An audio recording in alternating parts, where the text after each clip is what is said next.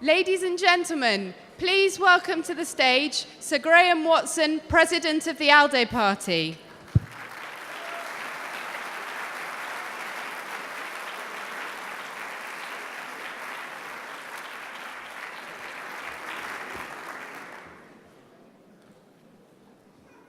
Friends, thank you.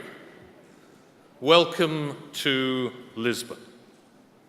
Welcome to this great, outward-looking Atlantic city, to the place where the ownership of Mappamundi in medieval times, the possession of world maps bought or stolen from the Chinese, the Arabs, the Turks, was a great source of opportunity and wealth.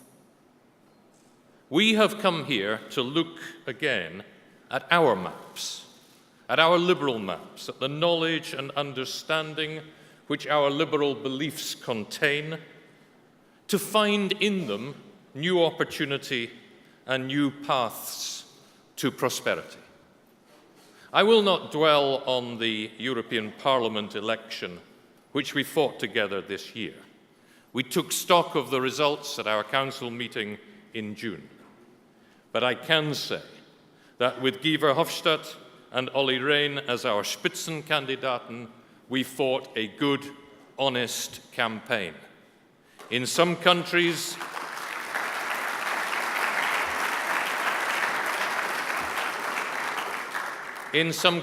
it worked well. In others, it bombed.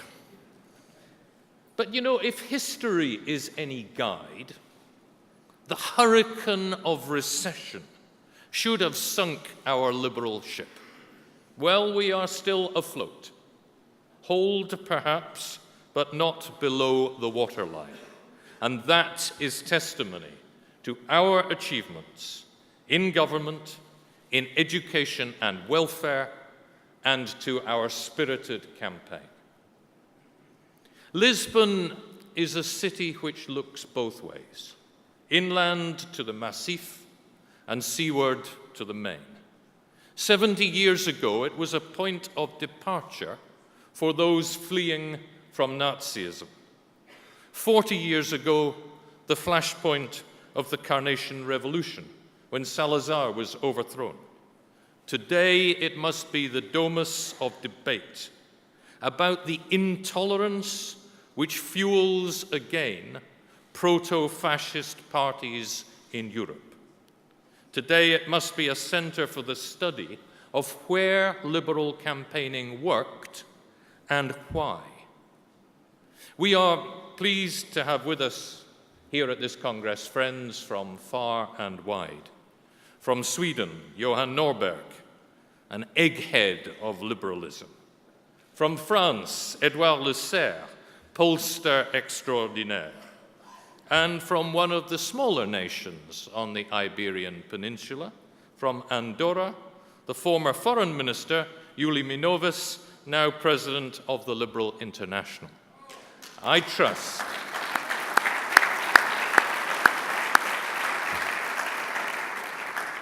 that their insights and our debate on reclaiming liberalism will sow the seeds for a resurgence of our ideas and greater success in elections to come. Europe needs liberals, because where we rule, we reform. We reform where we lead in government, in Estonia, in Slovenia, in Belgium, the Netherlands, Luxembourg. The successes of Xavier Bettel and Charles Michel give us a powerful trio in the Benelux. And it's a great pleasure to have Luxembourg's Prime Minister with us today. Xavier, nous sommes fiers que tu sois Premier ministre, mais encore plus fiers que tu restes parmi nous comme militant du parti.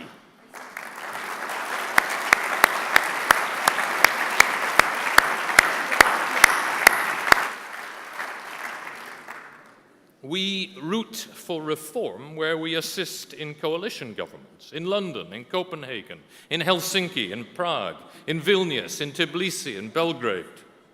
We reform at EU level too, and we welcome our 5 new European commissioners and wish them success in their work.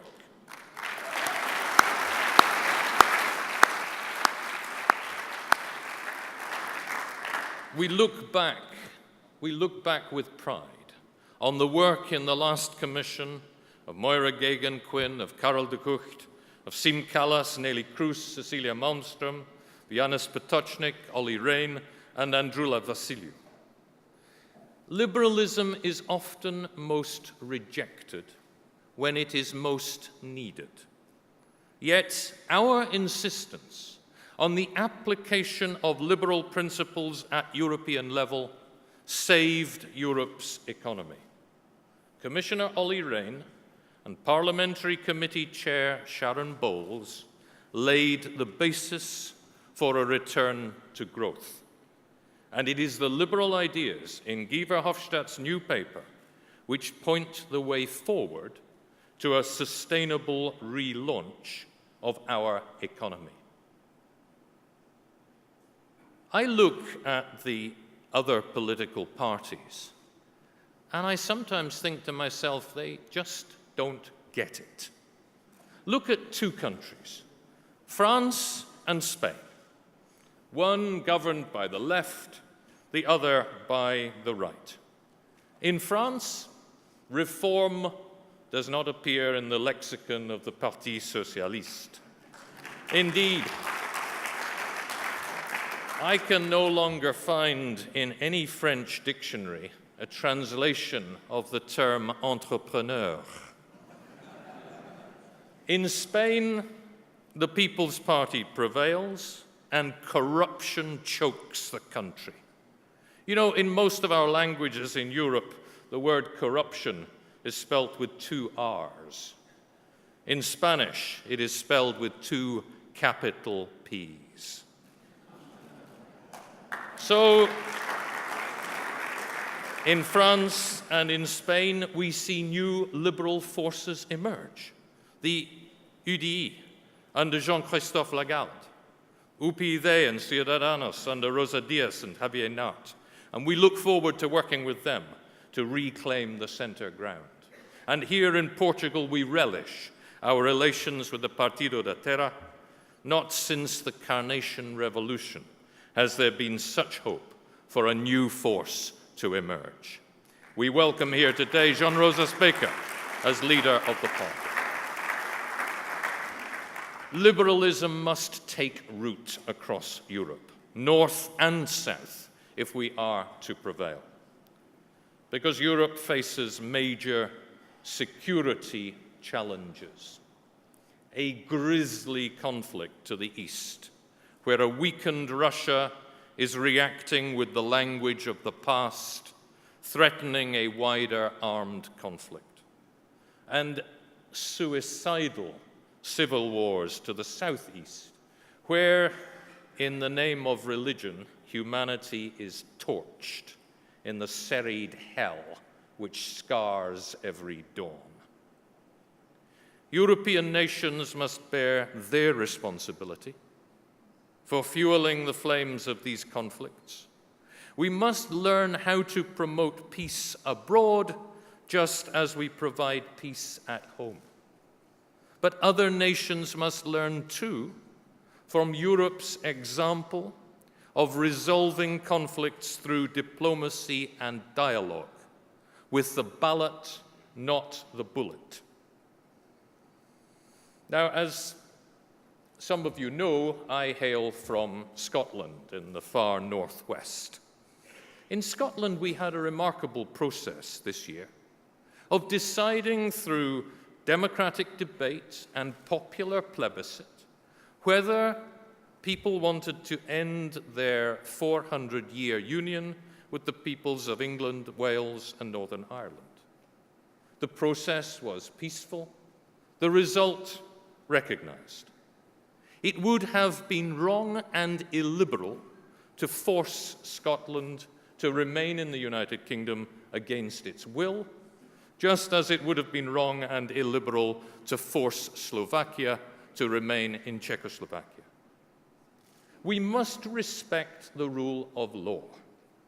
We must respect national constitutions as the basis of democracy. But if a recognizable entity wants a vote, then it is wise and liberal to engage in dialogue.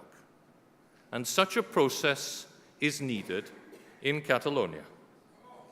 Woodrow Wilson, that great American liberal, was right. Democracy must be based on consent. In Kosovo, we have reconstructed peace, inch by painful inch. Centimeter by painful centimeter.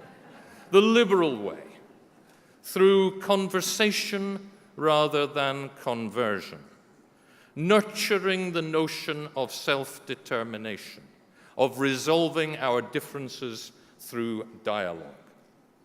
That idea is alien to Boko Haram, to Al-Qaeda, the Taliban, the Islamic State, and all of the other terrorists who murdered twice as many people last year as 2 years ago.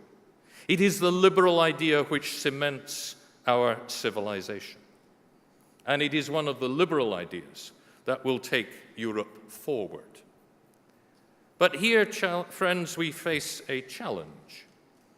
Jean-Claude Juncker's party won the most votes. He has a right to rule. But Juncker is no liberal. When Juncker was Prime Minister, his government delayed the right of same-sex couples to marry. Javier had to win an election to secure that right for himself. When Juncker was Prime Minister, the secret services snooped on citizens. The new Liberal government had to put proper controls in place. Juncker, as Commission President, has questioned the principles of international trade. He has pulled down the shutters on new EU applicants. He has abolished the post of Chief Scientific Advisor to appease the Greens. We must work with him here in the European Union to build a bulwark for democracy, but we must not shirk from showing the world where Junckerism must be junked. One area that we might explore common cause with him will be what to do with those left behind in the human race. We can be proud of Europe's record as the largest donor of international aid by far, but we need to look to our laurels when it comes to the poor at home. And I say to my like-minded friends, don't worry, this is not a bleeding heart liberal sermon about charity. It is about the strength of our society and the energy of our economy. Because if you cut taxes first for those on low incomes, all the benefit stays at home. The money is spent on food and clothes, not on foreign holidays and cigars. In the country I know best, Liberal Democrats have raised the income tax threshold to take 2 million people out of tax altogether. They've cut taxes for over 20 million. They've increased the gap in earnings between staying on Social Security and going out and getting a job. And they have one of the faster growth rates in Europe. As John F. Kennedy taught us, if a free society cannot help the millions who are poor, it certainly cannot save the few who are rich. Do you know that in America, there are now 13 cities in which it is forbidden to feed citizens living on the streets? Last month in Fort Lauderdale, there was a 90-year-old man, an army veteran, who was arrested for offering food to homeless people. He faces 2 months in jail, or a $500 fine. We can work with Jean-Claude Juncker and Frans Timmermans to stop that happening here, in Hungary, or elsewhere.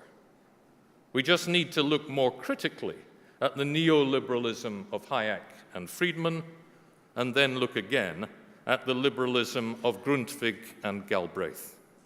Find in our liberal ideology the ideas which are in tune with the times. And if we work with the EPP in tackling some ills, we can better distinguish ourselves in other areas, like protecting the rights of investors when assets are nationalized or stolen by thieves in government, like holding open the doors of the European Union to those who strive to join us, like putting Moralpolitik above Realpolitik in Kazakhstan or Azerbaijan. And in that process, we might appeal more, as true partners, to our centrist friends in France, who sometimes find our economic liberalism difficult to digest. Friends, when you elected me 3 years ago, I promised to make our party stronger, smarter, and more supranational. It is a heavy agenda, but a challenge which I relish. I can say for sure that we are more supranational, with Spitzenkandidaten in elections, with an army of individual associate members for which Julie Cantalou and her colleagues command the credit, with a growing youth movement and a stronger women's movement than ever before. We are smarter, too. Under Jakob Morosa Rasmussen and his team, we invest more of our money in mobilizing our member parties than ever before. Our strength in social media has soared, and next week we move to new party headquarters in Brussels, both cutting our costs and promoting our presence. Our strength has grown with new member parties in a triangle from Lithuania to Georgia to Portugal. And the time has come to try again to unite the two wings of our group in the European Parliament. It is right that we should redouble our efforts to rally the reluctant, to foster a friendship in France, and if we all pull together, we can surely win the political tug of war. We need to grow our family. We need more people on our side, more parties, more elected members, more votes. And as we start our preparations for the European Parliament elections of 2019 and the building of a more liberal Europe, uniting the wings of our parliamentary group would be the best possible beginning.